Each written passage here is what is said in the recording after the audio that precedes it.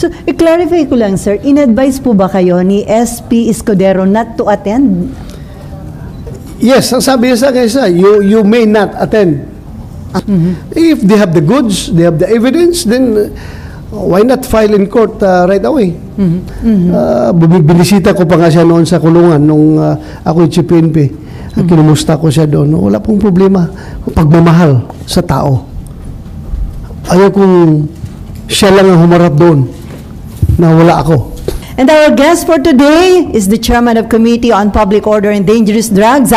Let us all welcome Senator Ronald Bato de la Rosa. Hi sir, magandang umaga. Yeah, magandang umaga Sili at magandang umaga sa ating lahat. Good morning. Sir, maraming issue. Unahin natin yung invitation ng Committee on Justice sa inyo kay dating President Duterte. Decided ka na po ba not to attend sa House inquiry? Yes, decided na ako. Initially, nag-iisip ako kung baka mamaya kung mag-attend si former President Duterte, then mapilitan ako mag-attend talaga dahil I don't want him to face the hearing siya lang. Samahan ko talaga siya. But this morning and last night, I have received an information na talagang ayaw niya rin pumunta, ayaw niya mag-attend, so case closed na. Hindi talaga ako pupunta. So final na. Ano yung concern niyo, sir? Baka hindi maging maganda yung treatment, kaya ayaw niyo humarap sa House inquiry? Hindi naman, wala man akong problema. Expected naman talaga natin yan kapag ano, no, yung mga lalong-lalo na yung mga makakaliwa na mga membro ng lower house ay siguradong they will be ganging up on me. Alam ko na yan eh. Alam ko na yan. But wala akong problema doon. Ang sa akin lang is na ayaw ko maging president. Ayaw ko maging president as far as violating the time-honored and institutionally enshrined tradition of the legislature na yung interparliamentary or inter-chamber courtesy. So, i-clarify ko lang, sir, in-advise po ba kayo ni SP Escudero not to attend? Yes, ang sabi niya sa akin, you may not attend. So, I sought his advice, his guidance. Nung lumabas yung informasyon na ganon, tinanong ko siya kung ano bang guidance mo sa akin, attend ba ko or hindi. Sabi niya, you may not attend. So, thank you, I will not attend. Kasi according to Congressman Abante, susulat daw sila kay SP Escudero. And they are saying na hindi naman daw kayo imbisigahan as senator, but as former PNP chief. Walang problema nga doon. Sabi ko nga, wala akong problema. Yun nga lang. I choose not to attend. May option naman tayo eh. May option naman tayo. They can invite us. And we can also invite them. But we reserve the option to attend or not. And also them, pwede rin silang imbitahan at pwede rin silang hindi mag-attend. Depende sa kanila. Depende rin sa akin. So, my final decision is not to attend. Pero sir, hindi ba parang mapagkakaitan kayo ng chance to answer directly yung mga issue may kaugnayan dun sa nangyari sa war on drugs ng former administration? Hindi yan ay pagkait sa akin because noon pa man, hindi pa nakulong si dating Senator Laila de Lima, nag-imbestiga na siya noon. At saka yung House of Representatives, nag-imbestiga na rin noon. So parang tingin ko, ipabalik-balik na lang yung investigation. If they have the goods, they have the evidence, then why not file in court right away? So pabalik-balik na lang. So sabi ko, for me, I find it useless to attend. Dahil masasayang lang yung oras natin and pabalik-balik lang yung tanong, pabalik-balik ang sagot. So sir, pabalik-balik ang tanong, pabalik-balik ang sagot, pabalik-balik ang investigation. Ano yung nakikita niyo motibo? Bakit binuhay ng House ang hearing sa war on drugs ng former administration? Ano pa? Ano pa? Ano nga, sir? Sino ang nag-file resolution? Diba? But then again, I don't like to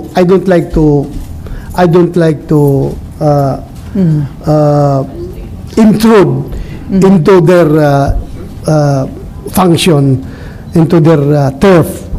Because nga, sabi ko nga, we have to respect interparliamentary courtesy tradition. Respetuhin natin yan. At sige lang, kung mag-imbestiga sila, wala pa akong problema. In the same manner, pag kami rin nag-imbestiga, kami rin may ginagawa dito, huwag rin sila makialam dapat. We respect each other. But then again, ako'y nagpapasalamat sa kanila sa ginagawa nilang investigasyon. Baka akala ninyo, ako'y naiinis sa kanilang ginagawang investigasyon. Bagkos ako'y nagpapasalamat sa kanilang ginagawa dahil nga it only goes to show to the international community that the criminal justice system is perfectly functioning here in the Philippines at wala na silang pakialam dapat dahil talagang gumagana not only the criminal justice system but including the legislature. They are functioning. They are investigating this case. So hindi na ipagkait ang hustisya dito sa ating bansa dahil ang daming nag-imbestiga pati na ang Kongreso. So parang favorable para sa inyo? That's favorable on our part dahil makita ng international community gumagana naman talaga ang hustisya sa Pilipinas pati nga ang legislature ay nakikialam sa investigasyon na ito. Di ba? So sir, yung decision nyo ni former President Duterte not to attend, hindi naman po dahil ayaw nyong makaharap si dating Senator Leila de Lima kasi invited din po siya doon.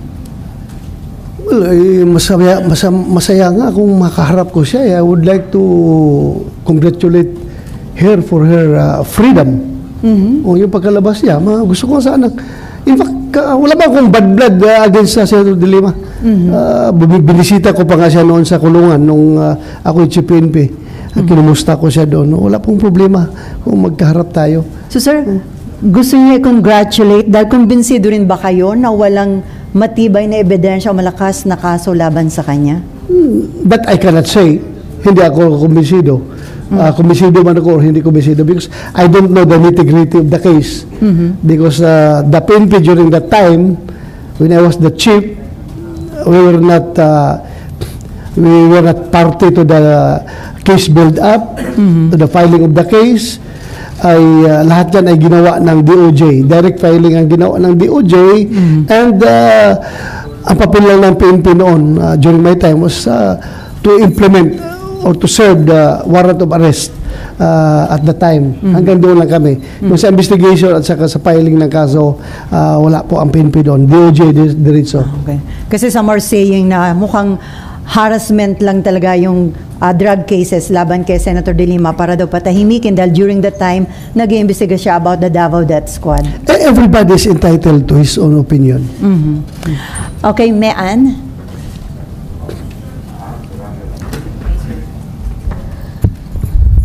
Yes, Mean. Morning. Sir, sabi niyo useless naman umattend. Sabi niyo po sir, useless naman umattend sa hearing ng House. Pero bakit ang laking factor ni former President Duterte? Bakit kung darating siya for you, a-attend ka na rin? Kahit na feeling mo useless yung hearing? Well, that's pagmamahal sa tao. Ayaw kung siya lang ang humarap doon na wala ako. Kailangan kasama ako dahil unfair naman sa kanya, no? Siya ang presidente noon, ako ang chief PNP. I was his implementer on the war on drugs. Tapos hayaan ko lang siya humarap doon. O kung may mga tanong doon na hindi kayang tanungin, hindi kaya sagutin at his level as the president, yung sa level ng chief PNP na tanong, dapat masagot ko rin. Hindi ko hahayaan na hindi ko siya matulungan pag siya ay tinatanong.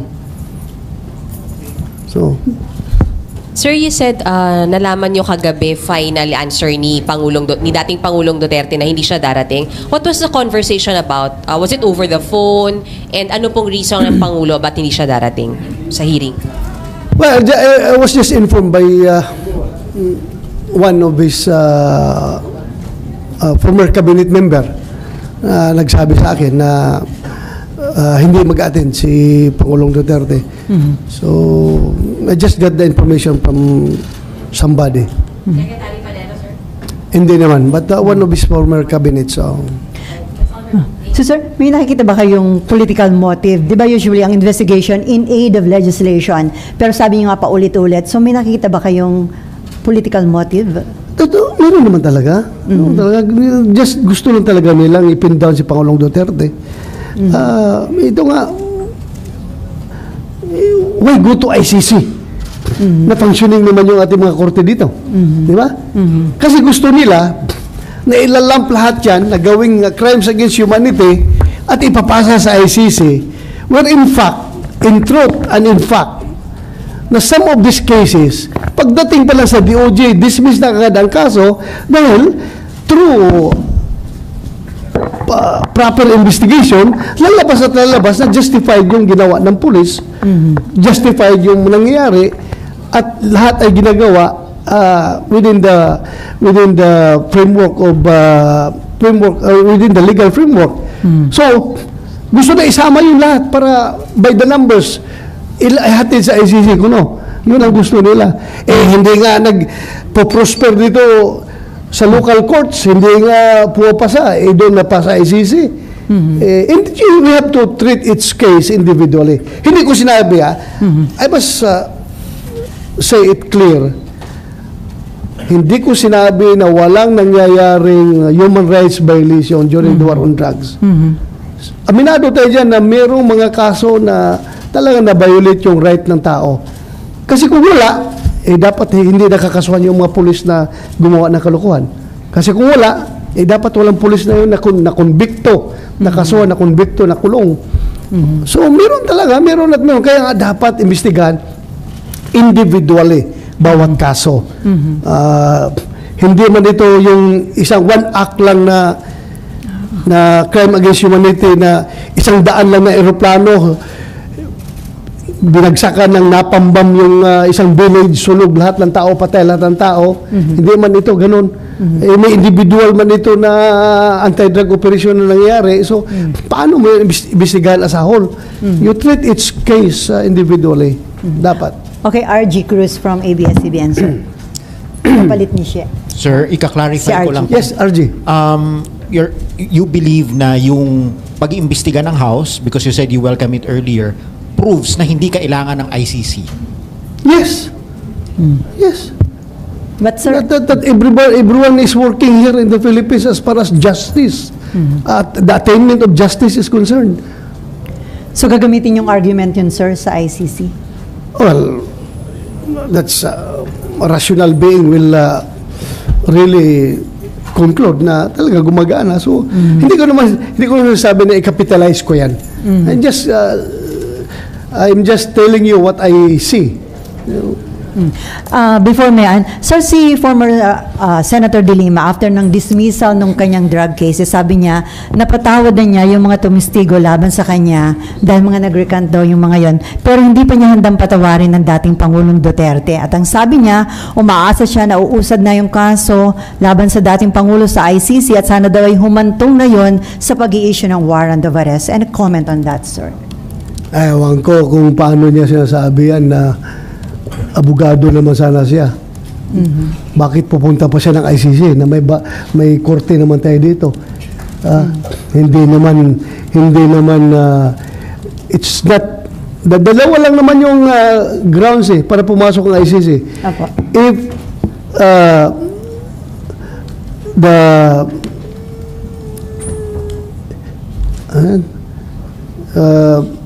there is no existing criminal justice working criminal justice in the territory, or the local authority is not acting on it. Parang ganun. Dalawa lang yan lahat naman yan ang answer sa dalawa is parehong yes, parehong no, di ba?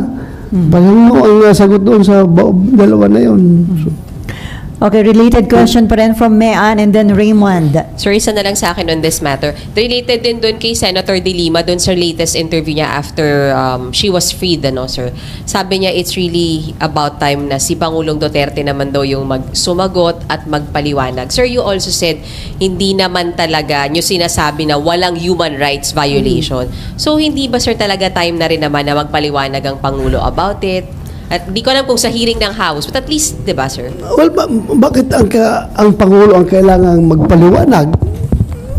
Paliwanagin mo yung bawat kaso. Sino involved sa bawat kaso na merong human rights violation na nangyayari? Sinong responsible doon? Yung napapanagot mo, pa-explainin mo. Bakit si Pangulo, Pangulo, nandiyan lang sa Malacanang yan eh. Gusto niya matapos yung problema natin sa droga.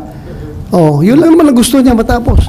But he's not telling you to do illegal things in order to stop the drug menace. Siyempre, as Commander-in-Chief, di ba, sir? Yes, as Commander-in-Chief. Doesn't he owe that explanation, sir? Well, he can explain it in court. Sabi niya, he's willing to face all the cases that are going to be filed in court, but not in the lower house. Thank you, sir. Okay, Raymond. Yeah. Sir, nabanggit nyo kanina na may political motive yung House hearing doon sa Duterte, ICC, and yung human rights. Sir, sa tingin nyo walang kinalaman ito or any link doon sa ginawa nyo pag-imbestiga sa PDL leak dahil marami nasaktan at pwede na may kumpas sa taas na sige, get back to bato?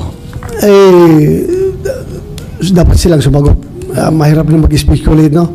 Sa mga sabihin nila, mali ka sa iniisip mo. I don't want to speculate. I don't have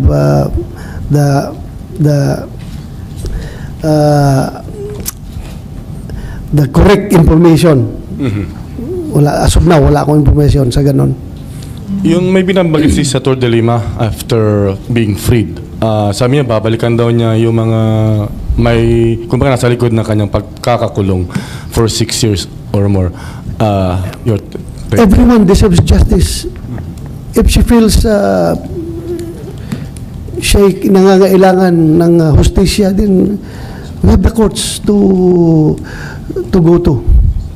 Sir, no regrets no regrets at all from your end being the implementer of the anti-drug war. No Regrets. regrets. Okay, related question. Raymond, that pass. So, isa lang.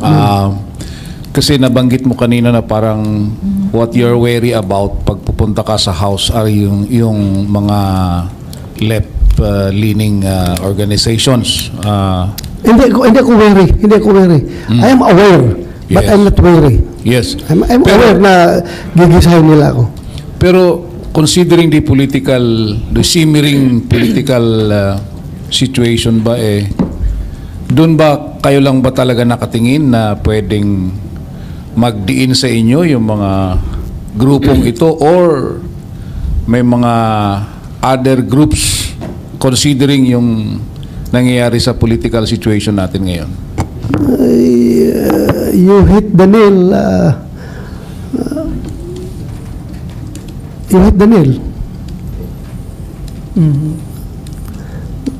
Pwede merong ibang interest groups na pwede magdidiin sa atin. Hindi lang yung kaliwa.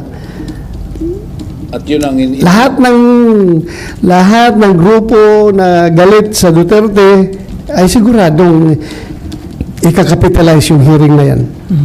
Are you not bothered, sir? Ha? Are you not bothered? No, I'm not bothered. Okay, related question from Mav. And then Danielle. Sir, may concerns po ba kayo na makaka-apekto sa election next year, itong ginagawa pong hearing? Dahil sa? Yung pong ginagawang hearing kung makaka-apekto po sa election sa susunod na taon? Well, as far as epekto sa election ay settled na yan eh. During the last elections, ganun man din ginagawa sa atin. imbestiga dito, imbestiga doon, inuupakan tayo about the war on drugs, but still, the people has spoken. Pinanalo ako ng taong bayan. How much more ngayon na maramdaman ng mga tao na rehased na yung mga issues na yan, hindi na sila nagsasawa, paulit-ulit, wala nang ibang ginagawa, pabalik-balik na yung issue na yan, kahit na yung mga kaso ng mga pulis na mayroon ng court decision, ruled by the court na walang sala yung mga pulis, babalik na naman, inimbestigahan na naman, so ang tao ay magsasawa rin sa kakabalik-balik ng issue na yan. And I'm not worried about that. Because I am very optimistic that the people knows what is the real happening as far as the Philippine community is concerned, the Philippine society is concerned. Alam ng taong bayan kung ano talaga, what's the real score. So ipawabaya ko lang sa taong bayan kung anong kanilang decision sa akin. So sir, as of now, 100% you are running? 100%. Yeah. Magpapare-elect ako. So sir, in-expect nyo na ba na nung nawala na sa posisyon ang Duterte administration, may gagawin ganito under the Marcos administration laban sa inyo? Well, Dahil ba ito sa naghiwalay na ng landas ang Pangulo at si BP Sara? I was expecting that magandang takbo dahil unity nga. Yeah, diba? unity. Unity nga, di ba?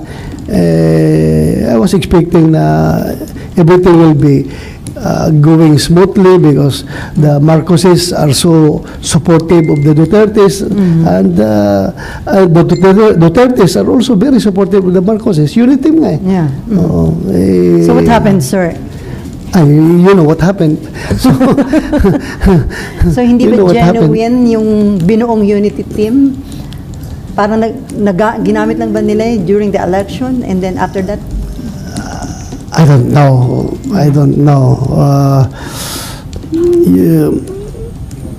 Sige lang. Bahala na kayo dyan. Mag-isip kung ano nang... Anyway, Yes. si Daniel muna, and then related question pa rin, Daniel. Sir, klaruhin ko lang yung kanina. May human rights violation kaya nag-iimbestiga. Nung time nyo kahit yung time nyo lang, sir, meron talaga. Meron. Napakasuhan nga yung mga pulis na gumawa yung may bata na binaril doon sa Caloocan, di ba? Ano pa yun? Hindi ba yun violation ng human rights? Kaya nga, nakonbikto yung mga pulis na yun, di ba? So, meron. Pero sir, in so far do sa leadership, walang utos naman na... Walang gagong leader na mag-utos na gumawa kayo ng violation sa batas. Walang gagong leader na mag-utos na gano'n. At saka walang gagong pulis. Unless, of course, na mayroong sariling motive yung pulis na nasa isip niya. Personal na yun. Pero walang pulis na... He's trained public safety basic recruit course. Nasa program of instruction yan kung paano mo i-handle yung police operations without violating the rights of the people. Mahalaga masyado yung preservation of human rights, yung pag-observe ng human rights, preservation of human life. Andyan yan sa training ng police, yung paggamit ng the use of force. Train yung police na yan. Kaya ang police, alam mo, kaya sabihin ng chief of police, patayin mo yan. Sabihin pa ng pulis na, uy, kung gusto mo yan, ikaw pumatay. Hindi ako, dahil alam ko ang batas. Sasagutin ka ng pulis ng ganun.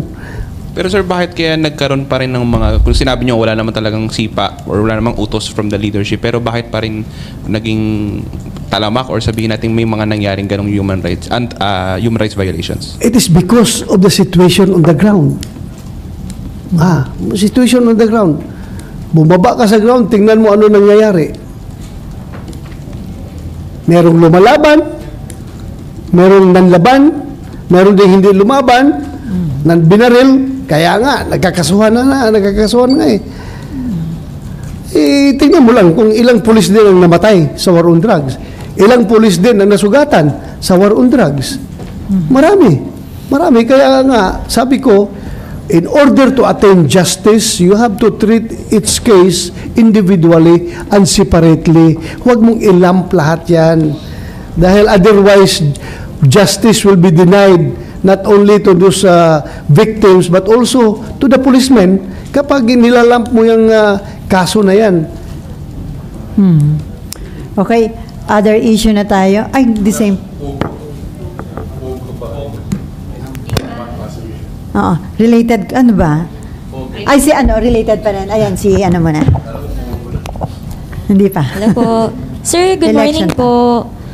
Sir, Yes. do you have fears na with the split of the unit team, maka-apekto yun dun sa galaw ng Marcos administration regarding ICC? Before, merong promise po si President Marcos na hindi pa papapasukin. Well, as far as I know, the President is very consistent in his statements, no? Hindi siya nagbabago. Kahit na marami nang gustong babaguhin yung kanyang statement, maraming insinuation na okay na si Presidente, gusto nang papasukin ng ICC. But then again, nagre-rebound ang Presidente, nagsasabi na I will not lift a finger just to cooperate with ICC.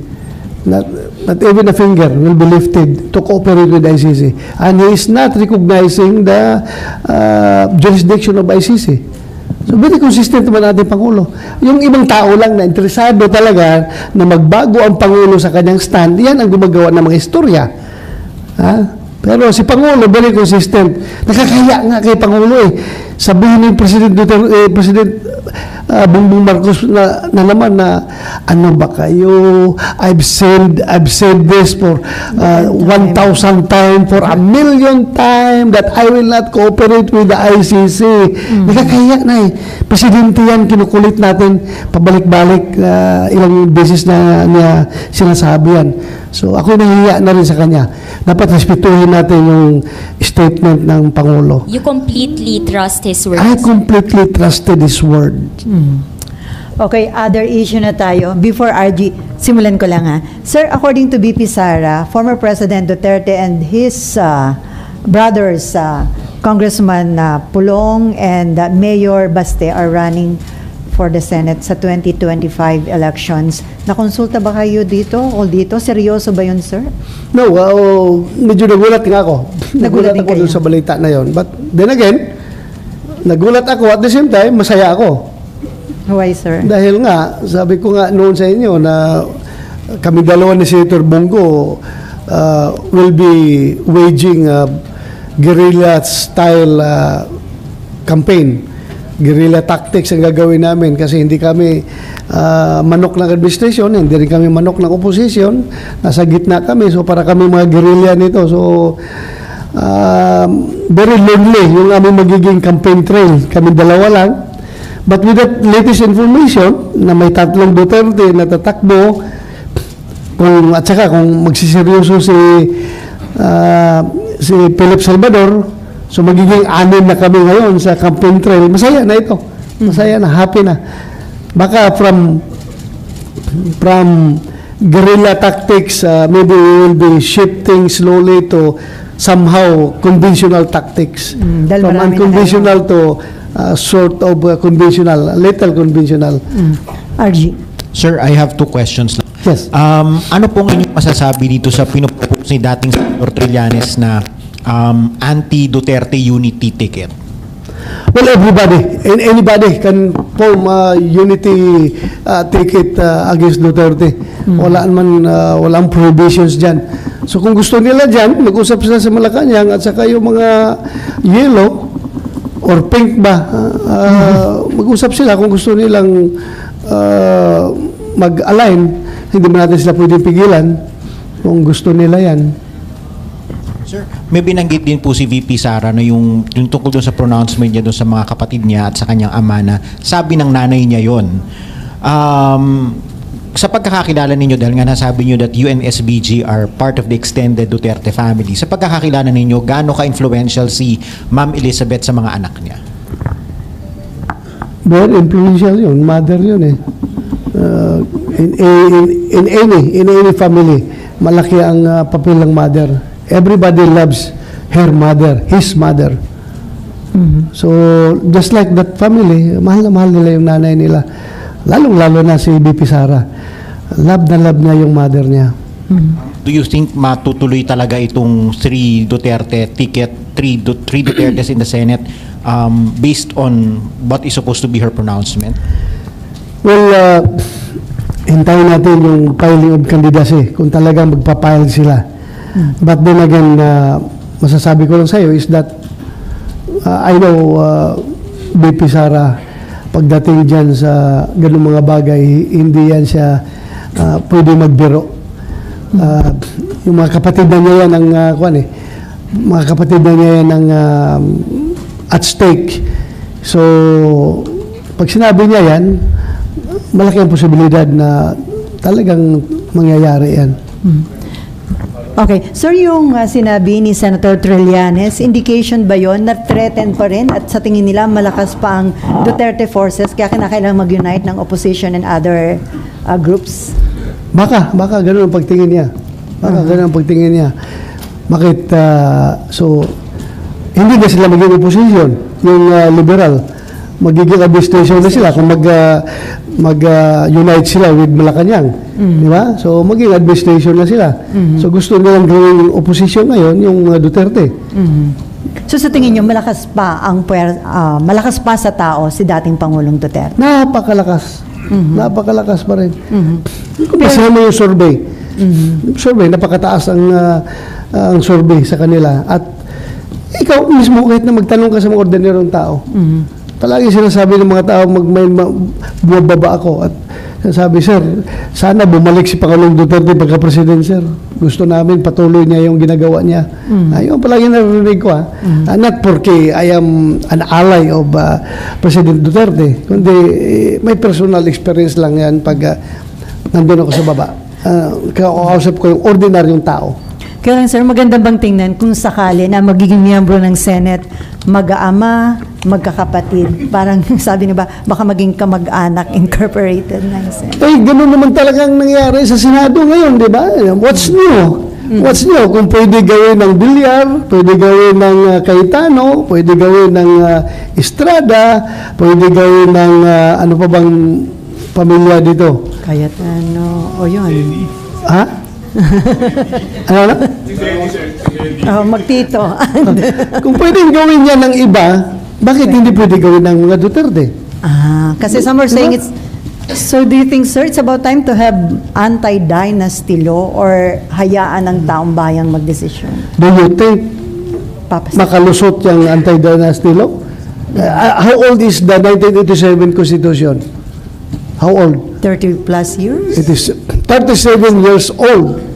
And yet, until now, there is no enabling law as far as that anti-dynasty provision in the Constitution. Wala pa rin. Hindi kayo nagtatanong, why? Dahil? Because, ang gagawa ng batas na yan, yan din ang tatamaan. Yung mga congressman at mga senador na nasa merong sariling dynasty, sila rin natatamaan. So, sino ang gagawa ng batas na yan?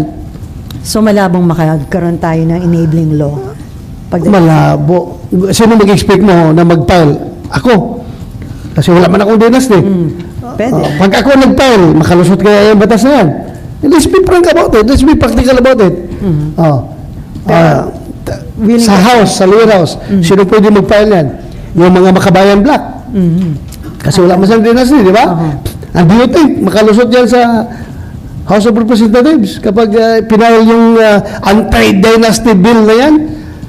Oh, let's be realistic. Let's be practical. Kahit na siguro maglulupasay ako dyan sa plenary, maglulupasay ako dyan sa kakausap sa mga kasamahan ko na tulungan niyo ako, ipasa natin itong anti-dynasty bill. Pero ilang boto kaya makuha ko dyan? Pero personally, sir, dahil wala kang kamag-anak, personally, sana gusto mo magkaroon na tayo ng batas kontra dynasty. Ako rin, although, sa nakita ko na kasi, sa nakita ko ngayon, forgive me kung kayo'y anti-dynasty.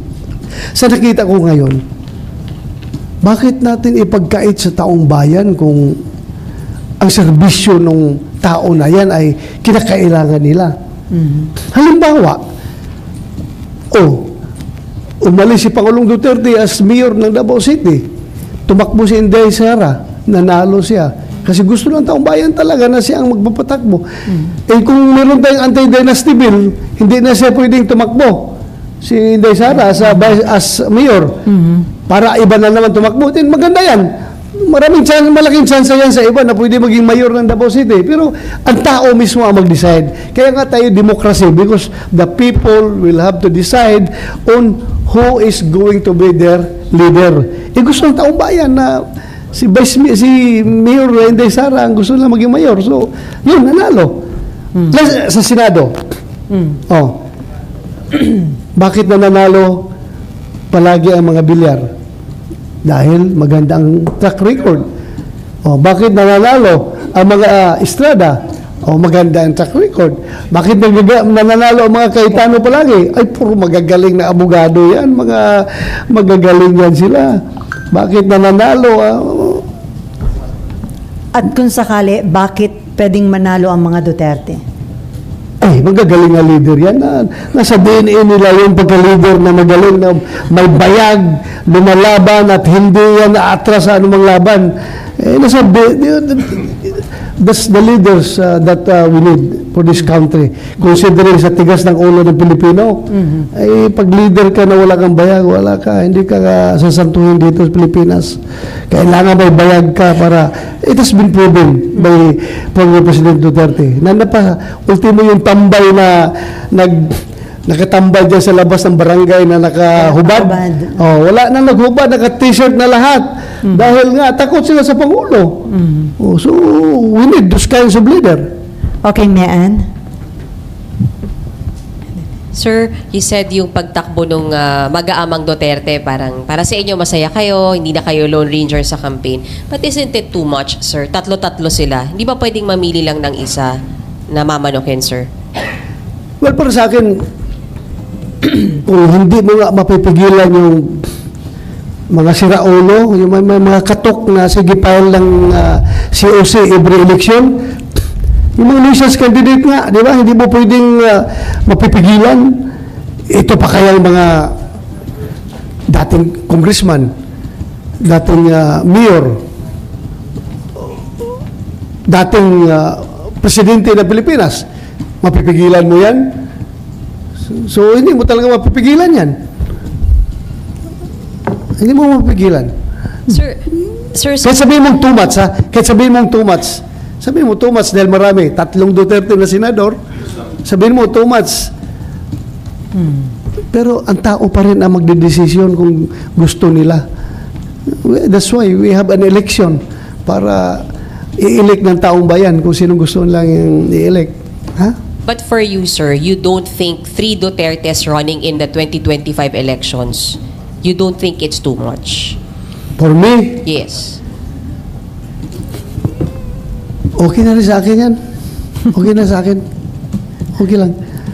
Kaya sabihin lang, bakit ka naman natutumat sa porque Duterte? Natutumat ka, yung dalawang Cayetano, hindi ka natutumat. Yung dalawang Marcos, hindi ka natutumat. Yung dalawang hindi ka natutumat. Kung dapat, kung too much, more than one, that's too much already. Kung standard natin sa too much, ha?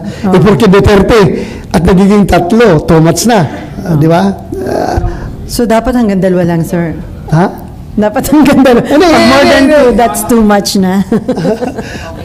Okay din sa inyo kahit 3. Okay na ako. Oo, okay na ako. Basta magpe-perform lang sa trabaho. Okay na ako.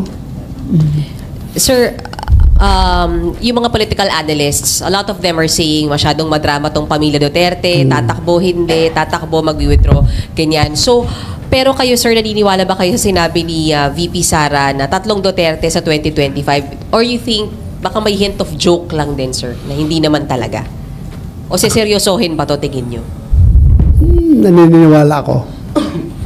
Naniniwala ako. Bakit, sir? Ha? Bakit, sir? Kasi hindi naman talaga nagjo-joke yan si Inday Sara, si BP pagdating sa mga kapatid niya. Hindi nagjo-joke. So, hintayin na lang natin later pagdating sa filing of candidacy kung makapag-decide sila na isa na lang ang pwedeng patakbuhin. O 2 na lang. Depende na. Hintayin na lang natin. Basta pag sinabi mong joke, I don't think it's a joke coming from her. Sir, do you see, isa na lang sa akin, sir, do you see PDP Laban rising from the ashes after this decision po? Kasi, syempre, sir, alam naman natin, humina yung PDP Laban nung, syempre, on the rise of PBBM kasi nagtalunan papunta sa kanila. And humina po yung partido nyo. Anong epekto ng tatlong Duterteng tatakbo with former president po leading PDP Laban?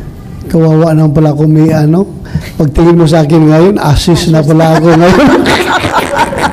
Abo na lang. Abo na pala kami ni Bongo. Senator Bongo ngayon. Kasi kaming dalawa na lang naiwan eh. Ay, rising from the Sir, dalawa na lang. Paalam na sa baka tatlo pa rin. O apat. Sir, nagpaalam na? Hindi pa si Robin Hood Padilla, di ba? Si Padilla. Ito, sir, nagpaalam na? Hindi, sa re-electionist lang. I'm talking about the re-electionist now. Dalawa kaming talawang nasa Pilipilaban, sigurado. So, hindi na, si Majority Leader Tolentino, sir. Hintayin lang natin kung anong maging desisyon niya, pero I cannot speak for in behalf of himself. No. Hintayin lang natin kung anong maging desisyon niya, anong sabihin niya. Basta ako, kaming dalawa ni Senator Bongo, nag-usap kami na walang iwanan. Magtutulungan kami sa aming gagawing kampanya. Yun nga, so lalakas ba ulit yung PDP Laban? Yung tanong pala. Sorry, hindi kita nasagot sa tanong. Mukhang lalakas dahil may Duterte. May Duterte. At alam natin yung followership ng Duterte. Napakalakas. So, babangon uli ang PDP Laban. Not from the ashes, but from the tomb. Okay, teka. Daniel. From the tomb, sir.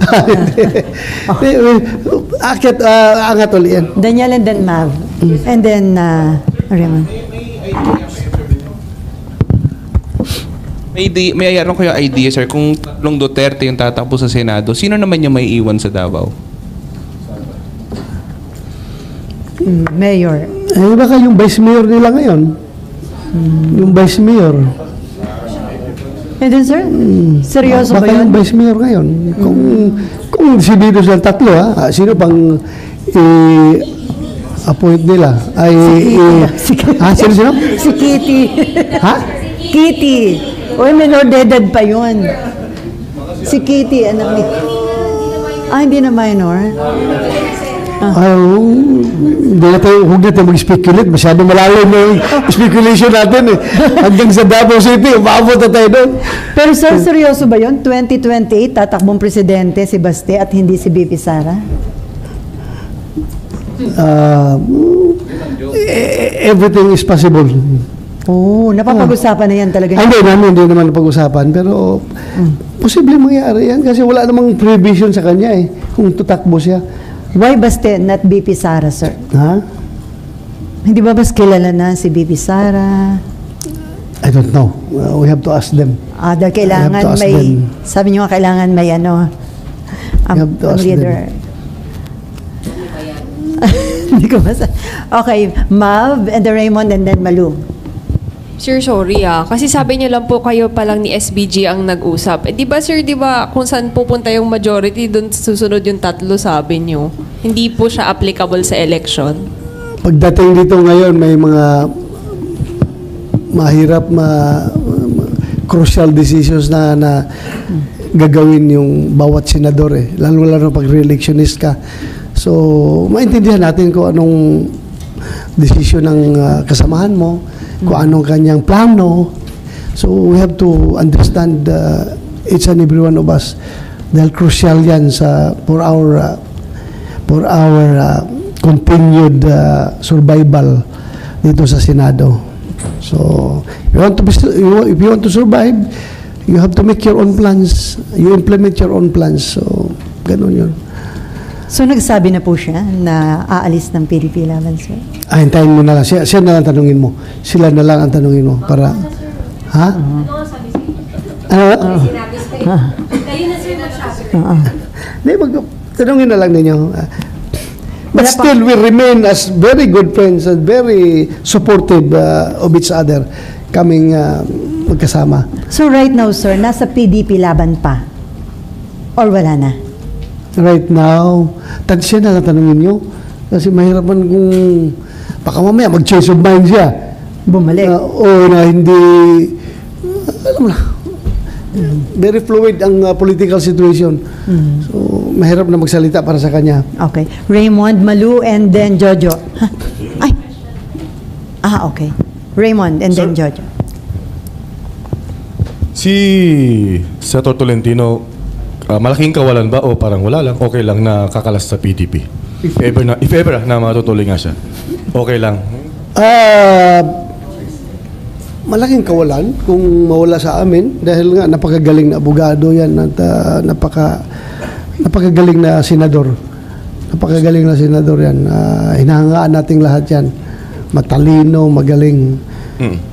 Sir, malaking kawalan. Sir, dun sa 3 Dutertes in the Senate, if ever, sabi nyo nga, it's not too much. It's okay lang. Hindi too much dahil threesome na nga eh. So, pero sa tingin nyo, hindi na, is it proper, is it appropriate? Regardless kung legal or okay lang dahil gusto ng tao, pero sa tingin nyo, I mean, from the bottom of your conscience, is it appropriate na tatlo yung Duterte? You're putting me in the spotlight, ha? As I've said, kung satisfied tayo ngayon dito sa mga magkakapatid, mag-ina na nasa Senado, ako, hindi porque kasama ko sila, ha? Satisfied ako sa performance nila. So bakit natin i-deny yan sa mga Duterte? Lalo na kung piliin sila ng taong bayan. Let the people decide na lang. Let the people decide. And whatever the mandate of the Filipino people, tanggapin natin. Dahil yan nakagustuhan nila. Kung mangyari talaga yan, di ba? So, I will reserve my own comment on that. Pahayaan natin ang taong bayan. Sir, nasa na lang. Ang nagsalita kasi is Vice President Sara. Pero sa pagkakilala nyo kay dating Pangulong Duterte, na hindi naman siya ganun kasakim sa kapangyarihan, do you think he will allow his two sons and with him to be at the Senate at the same time? Depende yan yung kung tingnan mo yung kasakiman sa kanya, kung sa mga critics, that would mean kasakiman, pero para sa kanila, that would mean public service. Gustong-gusto nila mag-servisyo, then very subjective yan. Very subjective. Si Pangulong Duterte naman, hindi naman niya pinipigilan yung mga anak niya kung anong gusto lang gawin sa buhay nila. So, I don't see it as an impossible scenario. Posibleng-posible talaga yan. Hindi po siya nakikialam sa mga anak niya kung anong plano nila sa buhay nila. Hindi rin siya nakikialam yung pagbanat ni Mayor Baste kay Bongo. Wala, hindi siya. Kung nakikialam siya doon, baka hindi magsalita si Baste ng gano'n. So, gano'n po siya na father. Hayaan niya yung mga kuwan niya. Okay, Jojo.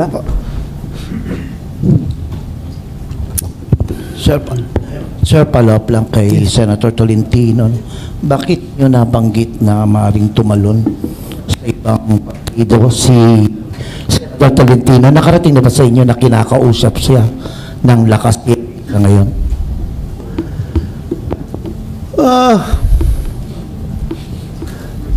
Mas maganda siguro siya na tanungin nyo. Ayoko talaga magsalita para sa kanya dahil siya lang tanungin nyo. Inibitahan nyo ako dito eh. Imbitahan nyo siya dito. Siya lang tanungin nyo. Oo nga naman. Oo nga naman. Kayo talaga. Sir, magkasama kami. Magkasama kami. We want to be united always in all issues and in all undertakings. Pero pagdating na sa personal survival sa politics, may kanya-kanya tayong plano sa buhay. So we have to respect kung anong plano niya sa buhay niya, anong plano niya sa karir niya.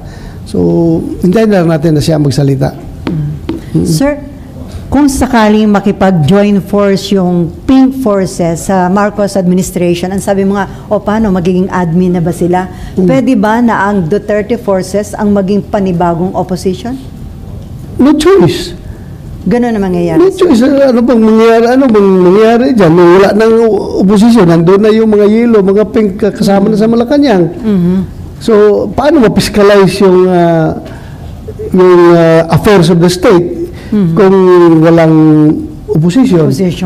So, at saka, ang tao naman ang nagtitingin dyan eh. Kung gusto nila yung Duterte Black ay magiging opposition, parang nasa tao yan kung anong gusto nila sa mangyayari dito sa Duterte Black kung magkakaroon ng ganung kalaking Duterte Black. So pwede nga sir yun na mag-emerge ang bagong opposition at ito yung Duterte forces.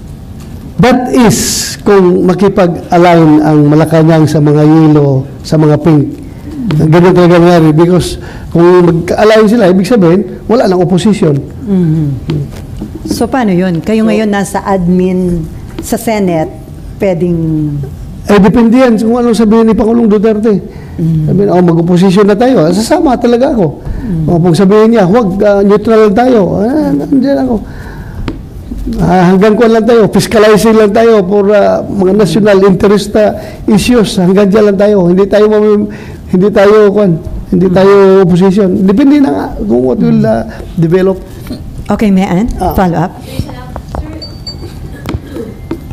Do you see VP Sara as a strong opposition leader?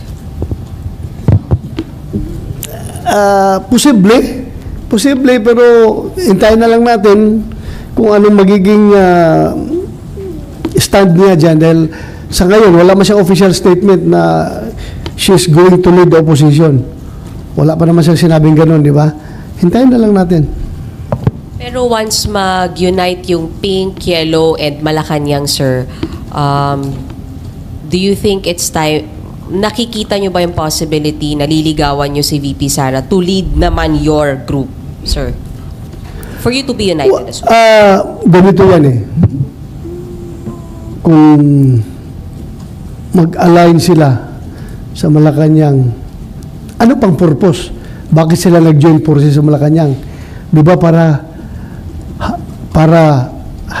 hadlangan ang Duterte?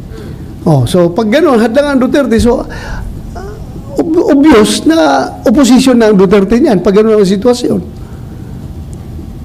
Di ba? Sabi ni Trillanes, kailangan hadlangan nila itong mga Duterte, mag-unite ang yellow, pink at saka ang Malacanang.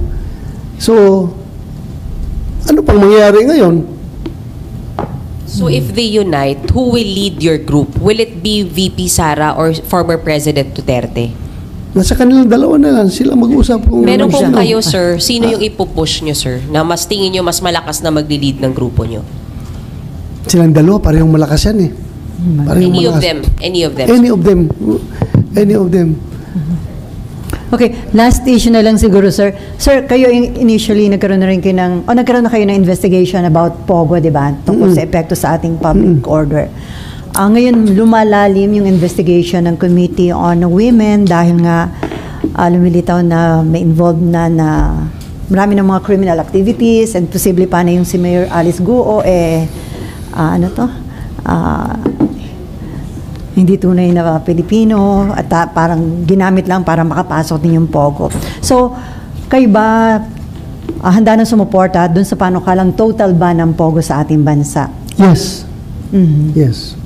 No, yung stand ko, di ba, sabi ko sa inyo, yung laman ng aming committee report is that we're supporting the banning of POGO provided bigyan ng adjustment period, di ba? Para at least 2 years. Yung mga stakeholders dyan ay magkakaroon ng panahon para mag-scale down sa kanilang operation at mag-shape sa ibang undertakings.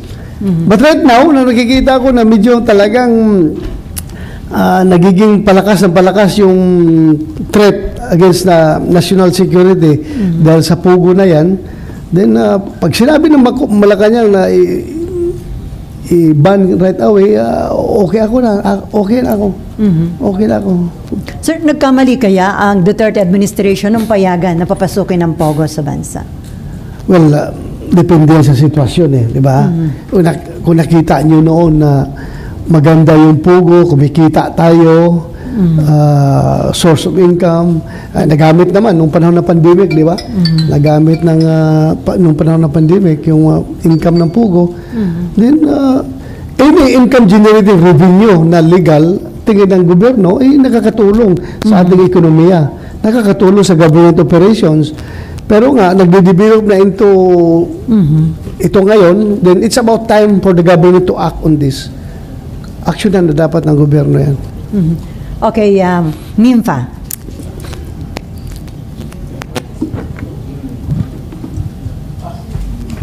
Sir, di ba nag-hearing din kayo sa Pogo? May committee report na ba tayo doon? Or Meron. Ang committee report namin doon is if the government nga decides, Malacanang kasi sila naman regulating agency. O hindi naman yan papel ng Senado na i-regulate ang Pogo. Sa atin lang, ang committee report natin is limited to recommendations.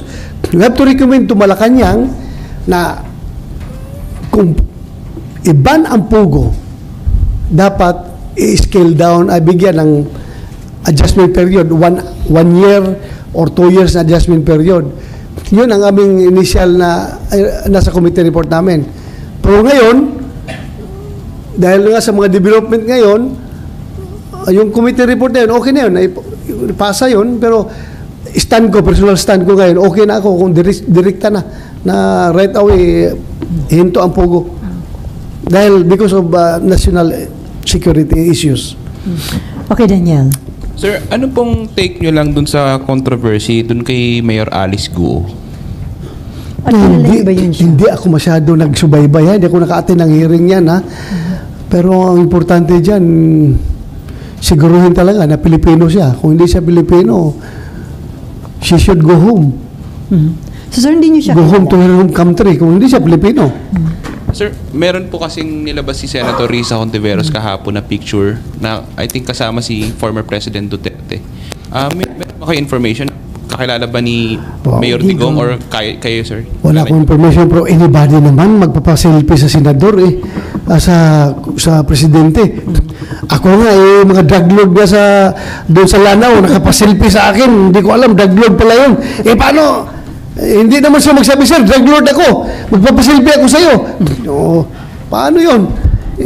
Politiko ka sige, selfie. Mamaya, pag alis ng drug lord, sabi sa isang taga Marawi, sir, nagpa-picture ka. Drug lord yun, sir, yung nagpa-picture sa'yo. Ano pang magawa ko ngayon? Tapos ng selfie. Sir, yun daw kasing picture, parang kuha sa bahay mismo ng dating Pangulo. So, parang intimate setting. Anybody can visit the President as long as you are a good person. Huwag ka lang criminal, huwag ka lang hold upper o drug pusher. Pero yun nga, kung hindi ka kilala ni Pangulong Duterte, alam nga naman sabihin ni President Duterte, hindi ako pa-picture sa'yo. Kung sabihin ni Alice Guo, pasalamat ka nga, pa-picture ko sa'yo. Hindi ka naman magandang lalaki. Bakit ka ayaw magpa-picture sa akin? Di ba? Ganun lang yun. Pag politiko ka, anybody can have pictures with you. Pero sir, kumbinsido ka na nagiging national security threat na yung Pogo dito sa atin? Yes, oo. Kumbinsido na ako. Mahirap yan. Lalong-lalo na with the situation developing at the West Philippine Sea, mahirap na. Okay, meron ka pa? Okay na. Okay? No more question? Okay na tayo? Okay na? Wala ka nang gusto idagdag, sir? Wala na. Okay na ako. Okay na. Salamat. Kumusta pala si Digong at saka Senator Bongo at saka si Baste? Well, nag-usap kami ni Senator Bongo kagabi, sabi niya, nag-usap na kami, pre. Okay na kami. So, okay na daw sila. Umuwi si Senator Bongo, siguro, last weekend ba yun? O kailan pa siya umuwi? Masasabi na sa akin kagabi, okay na, pre. Nag-usap na kami. Yun lang. Alam natin, si Senator Bongo is not a quarrel type of person. Di ba? Tahimik lang yan. Hindi yan palaaway. Hindi nga yan masyadong nagsasalita sa mga issues dahil gusto lang niyang makatulong sa kanyang kapwa. Tumulong kung may maitutulong. Pero hindi siya yung type na vocal at palaban.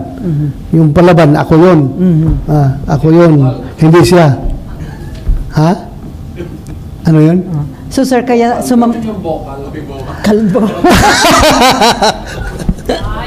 Ay, ako pa naman sponsor ngayon sa snacks ninyo. Joke lang daw yun, Joke sir. lang. Wala, do you think that's my weakness, yung aking pagkakalbo? Do you think that is a threat to my personality? No. It is my strength, yung aking pagkakalbo. Yeah. So, Sir Sebastian, it is my strength and it is my opportunity to be known to the people. Yung aking pagiging kalbo, huwag ka mag-alala. Kahit sabihin mong kalbo ako, walang problema. So, Sir Sebastian, kay Senator Bongo lang medyo sumama ang loob for not being vocal sa mga problems ng Davao. Yes. Sa inyo, hindi. Wala naman siya sinabi. Wala naman siya sinabi. And then ngayon, okay na ho sila. Okay na sila. Okay, Maan. Pero kayo sir, nag-uusap din kayo ni Mayor Baste regarding the issues about Davao? Sa Facebook. Yun. Facebook. Parang yun ang pinagtatampo lang niya eh. So, yung gusto ba? Alam na, may mga pronouncement na naman tayo dyan sa mga nangyayari. Kaya, siguro, hindi siya nagtampo sa akin. May mga pronouncement na naman tayo. Yung alam, yung issue sa yung raid sa Kingdom of Jesus Christ sa Davao City, I reserve my comment dahil nga nag-file si Senator Robin Padilla ng resolution asking my committee to conduct an investigation in aid of legislation doon sa nangyari sa KOGC, Kingdom of Jesus Christ. So, kung mag-comment ako na mag-comment ngayon, mapipreempt yung aking investigation. Baka sabihin nila, wala na, useless yung investigation ni Bato. Bias na yan dahil meron na siyang kinakampihan sa kanyang mga comment. So, hindi muna ako mag-comment para hintayin natin yung resulta ng investigation. Pero sir, magiging fair yung investigation considering na malapit ka nga din kay Pastor Kibuloy. Considering na I am a former chief of the Philippine National Police, at the same time, I am a Dabawenyo, yung mga tinamaan doon sa raid, mga kababayan ko, mga taga Davao. So, you expect fairness. Kasi, puro mahal ko yung dalawang parte. Mahal ko ang PNP, mahal ko ang Kingdom of Jesus Christ na mga Dabawenyo. So, sa gitna ako. Hindi kayo makahanap ng unfairness or bias sa aking gagawing investigation. Okay, Maan, last. Sir, sorry, pahabol na lang. Sir, yung sinabi nyo kasi kayo na nag-usap na kayo ni Senator Bongo na parang Lone Ranger yung campaign nyo, guerrilla style. May we know what do you mean by that, sir? Anong itsura nung in-launch yung campaign kung sakasakali? Kung saan lang kami accommodate, doon lang, parang NPA ba? Kung sino yung masa nila, doon sa kabarangayan, doon lang sila pupunta, aakyat sa bahay ng masa. Kasi mamaya, pag aakyat ka sa hindi mo masa, i-report ka sa PNP, report ka sa army, patay ka. Parang ganun. Kasi, kung sino lang mag-accommodate sa amin, yun lang kasi, hindi ka nga part ng administration, wala kang sariling entablado na aakyatan. Hindi ka gaya pag manok ka ng administrasyon, may sarili kang entablado sa lahat ng LGU sa buong Pilipinas, kung saan kanyo gusto pumunta, meron kayong venue, meron kayong host, meron kayong mag-asikaso, ganun. Kami, wala kaming ganun. So, guerrilla type, kung saan lang makahanap ng tsansa, tsuk, tira, tsuk, gano'n.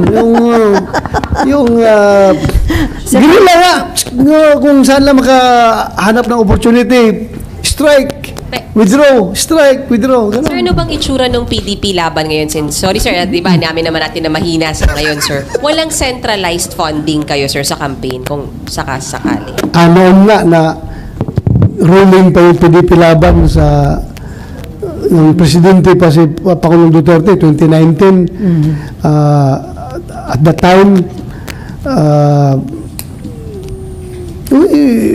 ang support naman is nasa baba Nasa baba, hindi doon sa partido.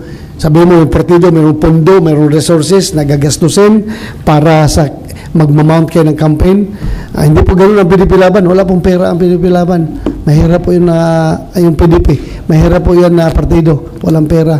But with the Dutertes coming in, tingin nyo mas magiging maayos yung campaign strategy ninyo for 2025? Yes, most likely. Dahil nga, mayroon pa rin kahit papaano, may mga LGUs pa rin, may mga gobernador, mga mayor pa rin na humahanga kay Pangulong Duterte at willing to support the group kung pupunta sa area nila. Okay, last question for Raymond. Looking forward so 2025, syempre, nabanggit mo nga kasi na para bang naghahanap kayo ng makakatulong sa inyo, especially with Senator Bongo. Wish nyo pa rin na kung sakali, without considering na halimbawa, walang tatakbong mga Duterte at kayo na lang, wish nyo na mapasama sa administration ticket? Hindi wish, kundi alam nyo, mas maraming susuporta sa iyo, mas malaking chance mo manalo, di ba? Normal yan. Tatakbo ka. Bakit ka, you run to lose? No, you run to win. So, ano ngayon ang mga maging chance mo pag tatakbo ka? Saan ka magkakuha ng malaking chance? Pag kinarga ka ng Malacanang, ng administration, napakalaking chance mo dahil administration yan eh. So, mas maraming kakarga sa iyo, mas malaking chance mo. So, yun lang naman. Kahit na hindi tayo gawing manok nila, kung basta hindi lang tayo gigipitin, okay na yun. Pasama sa slate. Ha? Pasama kayo sa slate, sir. Ay, hindi tayo pwede mag-demand, hindi tayo pwede isama tayo dahil makapuno na sila. Makapuno na sila, hindi na tayo maikarga. Sir? Or kahit na hindi na puno, baka hindi nila tayo type. bakit ka na ikakarga kung hindi ka nila type? Di ba? So, ganun lang yun. Sir, physically, kaya pa ba ni dating Pangulong Duterte mangampanya at muupo for 6 years as senator? Physically, kaya pa ni dating Pangulong Duterte? Lumakas naman siya ngayon nung wala na siyang trabaho, nang hindi na siya presidente. Lumakas naman siya kahit na may edad na siya. Pero very sharp pa rin yung utak niya at ganda yung aura niya. Kasi, di ba, maraming mga 80 years old and above pa na senador noon. Noon pa. Tingnan nyo sa records ng Senado, maraming mas matatanda, di ba? JPE. Marami. Sila Dirilon. Kaya niya yan. Kaya. Okay, on that note, thank you so much, Senator Ronald Bato de la Rosa, and also to SEDI. Thank you so much. Salamat. Sir, Thank sa you. ulitin, this is your second time sa Kapihan. Second time, oh. Pero naging traumatic ba yung first? Hindi. Yung first. Pero, ngayon, kaibigan naman tayo, di ba? Yes. Kaibigan tayo lahat, di ba? Kaibigan nyo ako, hindi nyo ko kalaban. Yes, sir. Thank you po. Thank you, sir. Salamat, salamat. May class picture.